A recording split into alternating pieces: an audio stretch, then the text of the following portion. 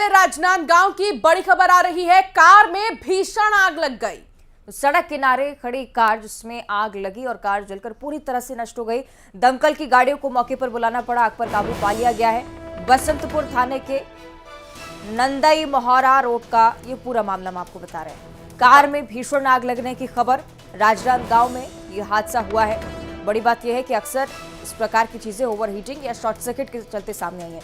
इस बारे में अभी तक स्पष्ट नहीं हुआ है कि कैसे इस वाहन में आग लगी। एक्सक्लूसिव तस्वीर हालांकि न्यूज़ 18 आप तक पहुंचा रहा है। कार में आग की लपटें उठती हुई साफ तौर पर आप देख सकते हैं। राहत भरी बात यह भी कि किसी प्रकार की कोई जनहानि इस हादसे में नहीं हुई है। तो कार आग का गोला बन चुकी है। राजनांदगांव से आपको ये तस्वीर दिखा रही है। सड़क किनारे ये कार खड़ी थी, लेकिन अचानक से इसमें आग लग गई और देखते ही देखते आग ने विकराल रूप ले लिया और अब ये कार बुरी तरह से क्षतिग्रस्त हो चुकी है। सड़क किनारे कार खड़ी थी, लेकिन आग लगने के कारणों का अब तक पता नहीं चल पाया है। राकेश संवाददाता साथ जुड़ गए हैं, राकेश यादव। राकेश, क्या जानकारी मिल रही है? आग लगी तो लगी कैसे? जी मैं बता दूं कि सड़क किनारे ये कार खड़ी थी और इसमें आग लग गई। आग लगने की सूचना आसपास के लोगों ने पुलिस को दी। पुलिस ने दमकल की गाड़ियां बुलाई। जब तक कार पूरी तरीके से जलकर खाक हो चुका था। हालांकि आसपास आग ना फैले उसके लिए दमकल की गाड़ियों ने आग पे काबू पा लिया था और किसी प्रकार की जनहानि नहीं हुई है। और दूसरी चीज आपको बता दूं कि जो दमकल की गाड़ियां यहाँ पहुंची थी उस आग पे तो काबू पा लिया गया। आसपास किसी प्रकार की जनहानि नहीं हुई, लेकिन आग लगने का कारण अभी भी अज्ञात है। पूरे मामले में पुलिस जांच में जुटी है। जांच के बाद ही स्पष्ट हो पाएगा कि किन कारणों से आग लगी। ठीक है, बहुत शुक्रिया आपका राकेश जानकारी के लिए। आगे बढ़ते हैं अंबिकापुर से अगली बड़ी खबर, जहां धोखाधड़ी का आरोपी गिरफ्तार हो चुका है और 46 करोड़ की धोखाधड़ी का आरोप इस व्यक्ति पर है। कोयला व्यापार में मुनाफा का झांसा दिया था। 6 महीने से आरोपी फरार भी था। पुलिस ने बनारस से गिरफ्तार किया इस आरोपी को। ये बनारस भाग गया अंबिकापुर में धोखाधड़ी करने के बाद। हालांकि पुलिस ने इसे बनारस से गिरफ्तार किया है। ये बड़ी जानकारी, एक और आपराधिक घटना अंबिकापुर से सामने आती है। 40 करोड़ की धोखाधड़ी। आप ये भी देखेंगे कि ऑनलाइन स्कैम और इस प्रकार के टेलीफोनिक स्कैम लगातार बढ़ते हुए कोयला व्यापार में मुनाफे का झांसा दिया जा रहा था और उसी के चलते 46 करोड़ रुपए का चूना लगाया और उसके बाद फौरन पुलिस की तरफ से गिरफ्तारी को लेकर अभियान चलाया गया। हालांकि अभी जानने की कोशिश होगी अवंतिका कि इसके साथ कोई और भी था क्या जो इस तरह की धोखाधड़ी में शामिल है, और क्या इनका कोई ऐसा गैंग है जो अलग अलग जगहों पर लोगों को झांसे में रखकर धोखाधड़ी करते हैं, क्योंकि ये कम पैसों की बात नहीं है। 46 करोड़ की धोखाधड़ी का ये पूरा मामला है।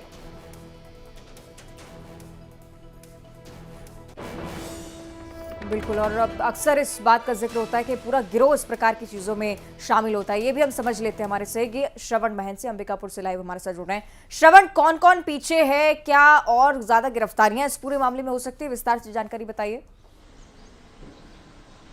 देखिए, इस मामले में तो कोतवाली पुलिस ने 2 नामजद के अलावा अन्य लोगों के खिलाफ FIR दर्ज किया गया है और ये पूरा मामला ठगी को लेकर है। 46 करोड़ की ठगी की गई है। कोयला व्यवसाय में अधिक मुनाफा दिलाने के नाम पर की गई है और इतने सातिराना ढंग से ये अंजाम दिया गया है। कुल मिला के ये कहा जाए कि ये जो ठग गैंग था वो उड़ीसा के एक व्यवसायी है गणेश रोलिंग मिल, उनसे ये संबंध बनाते हैं। उनसे सरिया के व्यवसाय में उनसे शामिल होते हैं। कई महीनों तक उनसे सरिया लेते हैं और इसके बाद उसको जब वो उनके करीब आ जाते हैं तो उनसे कोयला के व्यवसाय के विषय में बताते हैं। उनको ये बताते हैं कि मध्य प्रदेश के सिंगरौली से कोयला का व्यवसाय शुरुआत करते हैं और अधिक मुनाफा में इसको मध्य प्रदेश, उत्तर प्रदेश लेकर के और कहीं करते हैं। इस तरीके से उसको झांसे में लेकर कई किस्तों में उनसे 46 करोड़ रुपए की ठगी कर लेते हैं और फरार हो जाते हैं। कई महीनों बाद जब इस व्यक्ति का सुराग नहीं लगता है तो उसकी तलाश में जो उसके संचालक होते हैं वो अंबिकापुर पहुंचते हैं और सारी जो शिकायत है वो कोतवाली थाने में पहुंचते हैं, जिसको लेकर के जो एक्टिव होती है कोतवाली पुलिस और 6 महीने से फरार आरोपी की जो तलाश है वो बनारस में खत्म हो जाती है। उसको गिरफ्तार कर लिया गया है। फिलहाल जो अन्य आरोपी हैं उसकी भी तलाश पुलिस कर रही है। बहुत शुक्रिया श्रवण, जानकारी साझा करने के लिए। तो इस पूरे मामले में अभी भी जांच आगे जारी है और देखना होगा कि और कितनी गिरफ्तारियां होंगी। खबरों में आगे बढ़ेंगे और बात करेंगे बड़ी खबर की। कोरोना वायरस के बाद एक और वायरस की चर्चा जोरों पर है और इसी को लेकर भूपेश बघेल ने सभी अस्पतालों को निर्देश जारी कर दिए हैं। ऑक्सीजन, वेंटिलेटर, बेड, स्टाफ सभी का प्रबंध पहले से रखें। मुख्यमंत्री की तरफ से सीधे निर्देश है। कोरोना के बाद चीन में एक बार फिर से एक नई बीमारी ने दस्तक दी है जो बच्चों को सीधे शिकार बना रही है। बच्चों की सांस से जुड़ी हुई ये बीमारी। छत्तीसगढ़ में भी अलर्ट जारी किया गया है। आपको बताएं कि ऐसी बीमारी जिसके चलते बच्चों को बुखार की शिकायत होगी, फेफड़ों में जलन की शिकायत होगी। और ऐसे सिम्टम्स भारत में कहीं भी पाए जाते हैं तो पहले केंद्र सरकार अलर्ट कर चुकी है, राज्यों को पहले ही कह चुकी है कि अस्पतालों में व्यवस्थाएं दुरुस्त रखें। यही निर्देश आगे बढ़ता हुआ मुख्यमंत्री भूपेश बघेल ने अपने तमाम जिलों के अस्पतालों को सचेत रहने के निर्देश दे दिए। कह दिया है पहले से कि ऑक्सीजन और बेड की व्यवस्था दुरुस्त रखें। युगल तिवारी संवाददाता साथ जुड़ गए हैं। युगल, कोरोना के बाद अब एक और वायरस जिसकी चर्चा जोरों पर है, भूपेश बघेल ने क्या कुछ निर्देश जारी किए हैं, विस्तार से बताइए। चलिए, शायद संपर्क नहीं हो पाया युगल से। आप कोशिश करेंगे जानकारी से लेकर हम युगल से लेते हैं। लेकिन इसके बीच जो आंकड़े लगातार सामने आ रहे हैं चीन से, वो भी निश्चित तौर पर डरा देने वाले। ये जानकारी के अनुसार स्पष्ट होता है कि 1200 के लगभग मरीज इमरजेंसी वार्ड में रोजाना ही भर्ती करवाए जा रहे हैं। और बड़ी बात यह है कि मरीज आम नहीं है, सबसे ज्यादा घातक ये बीमारी बच्चों के लिए, और इसी के चलते वहां पर स्कूल्स भी बंद कर दिए गए हैं। ये एक ऐसा संकट अगर भारत में दस्तक देता है तो इसके लिए पहले से भारत को तैयार रहना चाहिए। इस बात के निर्देश पहले ही सेंट्रल कैबिनेट की तरफ से मिल चुके हैं। युगल तिवारी संवाददाता साथ जुड़ गए हैं। युगल, कोरोना वायरस के बाद एक और वायरस चीन से जो चर्चा में है, इसको लेकर भूपेश बघेल ने क्या निर्देश जारी किए हैं?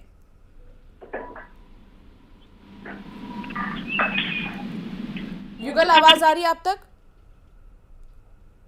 देखिए, एक बड़ी संकट इसे कह सकते हैं और जिस तरह से मुख्यमंत्री भूपेश बघेल ने निर्देश जारी किया है, काफी अहम और गंभीर ये निर्देश है। चीन की बच्चों के साथ की बीमारी के साथ साथ छत्तीसगढ़ समेत केंद्र शासित प्रदेशों में ये पूरा अलर्ट जो जारी किया गया है, मुख्यमंत्री भूपेश बघेल ने निर्देश दिए हैं कि oxygen, ventilator, bed, staff update रखने के निर्देश दिए हैं। सीएमओ को बीमारी की समीक्षा करने के भी निर्देश दिए हैं। और ये इससे पहले भी जिस तरह से कोरोना महामारी था, उसका प्रकोप जिस तरह से बढ़ा, हजारों लोगों की जान गई, लगभग 17,000 लोग छत्तीसगढ़ में जान गंवाए हैं। ऐसी बीमारी जो संक्रमित के माध्यम से लगातार फैलते हैं और ऐसे बीमारी जिनसे लोगों की जान जाती है, तो बेहतर यही होता है कि समय से पहले बीमारी से निपटने के लिए पूरा स्वास्थ्य महकमा है वो पूरी तरह से मुस्तैद रहे, प्रशासनिक अमला है वो मुस्तैद रहे। तो इन बीमारी की संभावनाओं को देखते हुए पूरी तरह से अलर्ट जारी करने के निर्देश मुख्यमंत्री भूपेश बघेल ने कहे हैं। और उन्होंने अपने ट्वीट के माध्यम से भी कहा है कि कुछ दिन से चीन की अज्ञात बीमारी बच्चों की स्वास्थ्य संबंधी रोग को लगातार फैला रहे हैं और रिपोर्ट के मद्देनजर राज्य के शासकीय स्वास्थ्य केंद्रों और जिला चिकित्सालयों में, मेडिकल कॉलेजों में, निजी चिकित्सालयों में उपचार की पुख्ता इंतजाम व्यवस्था करने के निर्देश जारी किए गए हैं। तो एक तरह से कहा जा सकता है कि ऐसी जो घातक बीमारियां होती है, चाहे वो सांस से संबंधित हो, इससे पहले कोरोना का जो प्रकोप है वो कोई भूल नहीं सकता। तो ये अलर्ट अच्छी बात कही जा सकती है और प्रदेश के मुखिया होने के नाते मुख्यमंत्री भूपेश बघेल ने पहले से पूरे बिल्कुल युगल, और देखिए सबसे यही अपील है हमारे तमाम दर्शक जो हमें देख रहे हैं, सुन रहे हैं, कि डरना नहीं है किसी भी बीमारी से, बल्कि लड़ना है। कोरोना को जिस तरीके से भारत ने हराया, हमारे तमाम वैक्सीन जो कारगर साबित हुए, हमने दूसरे देशों तक ये वैक्सीन पहुंचाए हैं। इस तरह की कई बीमारियां अगर देश में दस्तक देती हैं तो भारत पूरे तरीके से तैयार है लड़ने के लिए। हमारी तमाम भारतवासी भी सतर्क है, एक्टिव है। बहुत शुक्रिया युगल जानकारी साझा करने के लिए। और अब जिक्र करेंगे राजधानी रायपुर का, जहां के रहवासी 1 दिसंबर का इंतजार कर रहे हैं क्योंकि T20 match India versus Australia इस दिन होना है और इसी के चलते स्टूडेंट्स के लिए खास इंतजामात रखे गए हैं। छात्रों को 1000 रुपए में ऑफलाइन टिकट मैच का दिया जाएगा। इंडोर स्टेडियम में छात्रों को टिकट मिलेगा। छात्रों को दिखाना पड़ेगा पर्ची और उसके परिचय पत्र, जिसके बाद ही ये टिकट मिलेगा। परिचय पत्र आइडेंटिटी में छात्रों को टिकट मिलेगा। ऑफलाइन भी ये सुविधा है छात्रों के लिए। ये क्रिकेट लवर्स के लिए बहुत बड़ी बात, वो लोग जो ऐन मौके तक भी टिकट नहीं ले पाते किसी कारणवश, उनके लिए ये बहुत खुशी की बात है। और छात्रों के लिए ये बहुत बड़ा ऑफर हम कह सकते हैं। 1000 रुपए में ऑफलाइन टिकट उन्हें मिल पाएगा, लेकिन इसके लिए उन्हें अपना आइडेंटिफिकेशन कार्ड दिखाना होगा और उसके बाद ही उन्हें ये टिकट मिल पाएगा। तो वैसे तो हर कोई चाहता है कि इस T20 मैच को निश्चित तौर पर करीब से देखें, लेकिन कई बार दाम इतने ज़्यादा हो जाते हैं टिकट के कि अफोर्ड करना मुश्किल हो जाता है, और उसी के चलते स्टूडेंट्स के लिए खास ऑफर। सूरजपुर से बड़ी खबर आ रही है। हाथियों का उत्पात लगातार जारी है और प्रतापपुर वन परिक्षेत्र पहुंचे 20 हाथी। 20 एकड़ में लगी फसल को नुकसान पहुंचा चुके हैं हाथी। ग्रामीणों ने हाथियों को जंगल की ओर भी खदेड़ा है। जंगल के आसपास के गांव में हाथी लगातार दस्तक दे रहे हैं। वन अमला ग्रामीणों को हाथियों से दूरी बनाने की सलाह भी दे रहा है और उसी के चलते गांव में मुनादी भी लगातार करवाई जा रही है। सूरजपुर का जिक्र, जहां पर हाथी लगातार आमद जिनकी होती ही है और अक्सर फसलों को, घरों को नुकसान पहुंचाते हैं। एक बार फिर से यही सिलसिला चल पड़ा है सूरजपुर में। वन विभाग दूसरी तरफ मुनादी करवा रहा है और दूसरी तरफ ऐसे ग्रामीण भी जिनके सर पर संकट है, ना सिर्फ माल का बल्कि जान का भी, वो खुद ही बीड़ा उठाए हुए हैं कि हाथियों को रहवासी क्षेत्रों से दूर रखा जा सके। लेकिन इसके बावजूद वन विभाग की तरफ से कोई सख्त एक्शन नहीं, महज मुनादी करवाई जा रही है और ग्रामीणों की जान पर संकट बना हुआ है। जंगल के आसपास और ज्यादा डर रहे हैं ग्रामीण हाथियों के हमले को लेकर। सहयोगी वरुण राय हमारे साथ जुड़ रहे हैं। वरुण, मौजूदा हालात क्या है वहां पर?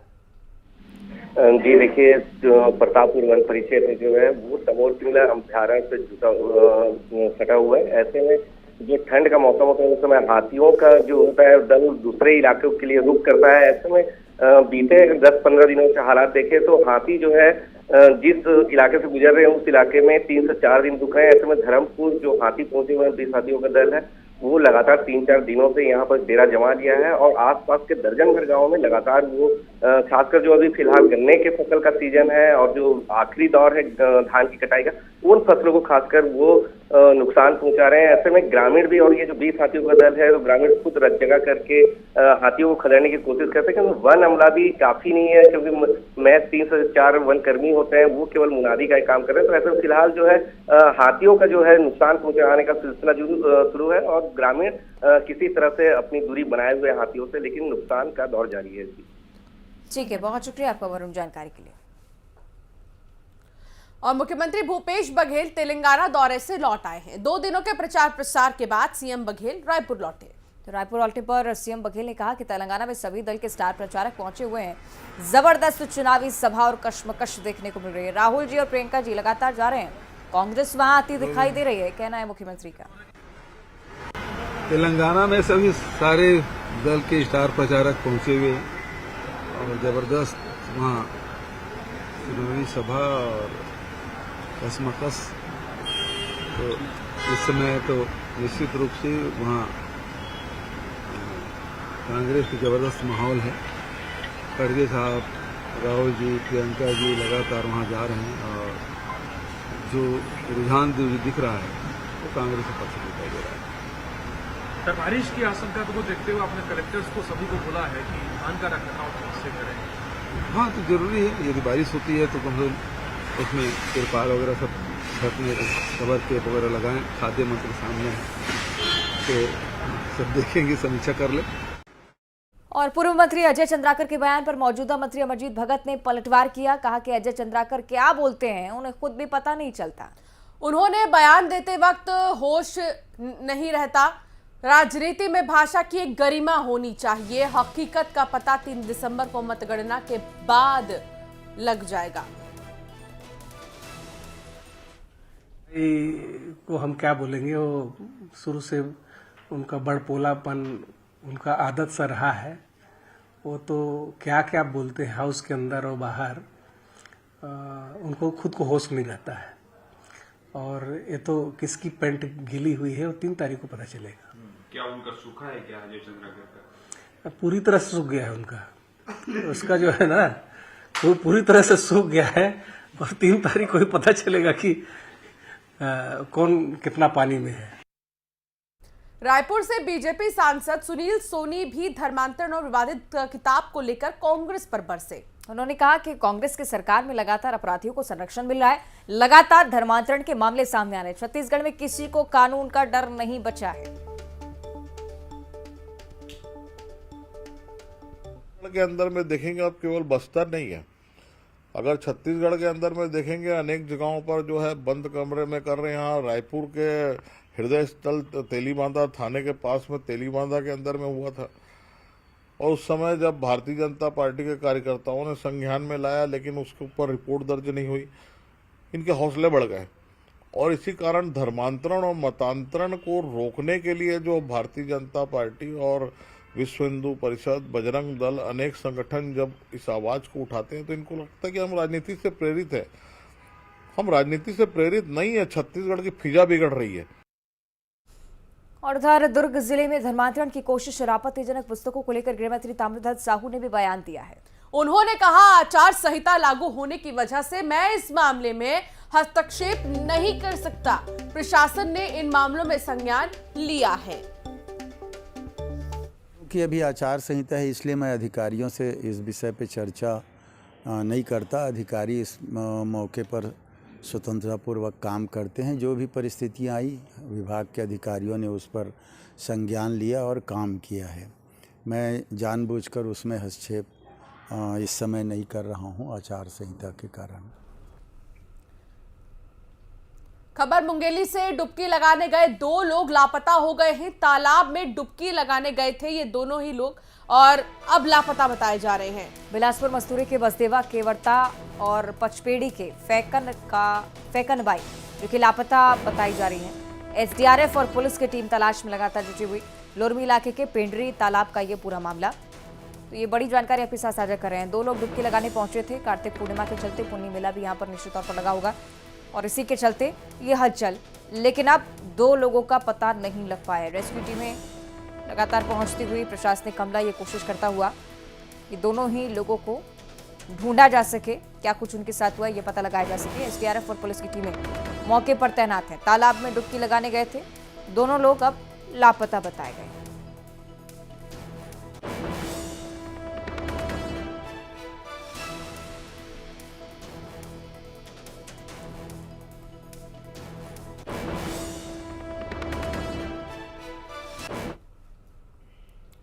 और मुंगेली का जिक्र करेंगे, जहां पुरानी रंजिश के चलते हत्या की वारदात हुई है।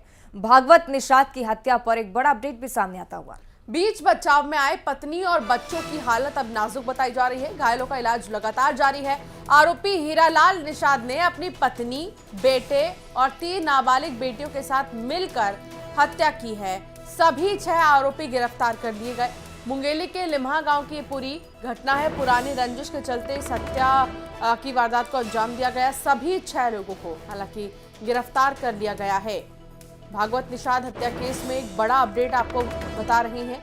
पत्नी और बच्चों की हालत अभी नाजुक है। पत्नी, बेटे, बेटियों के साथ मिलकर हत्या की गई।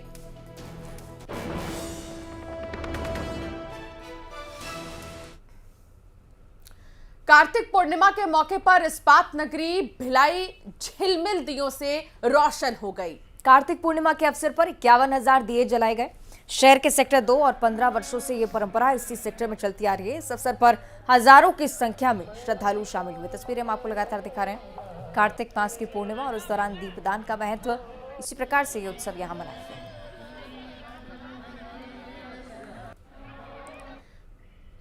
यहाँ रुकेंगे एक छोटे से ब्रेक के लिए। खबरें लगातार जारी है, देखते रहिए न्यूज़ 18।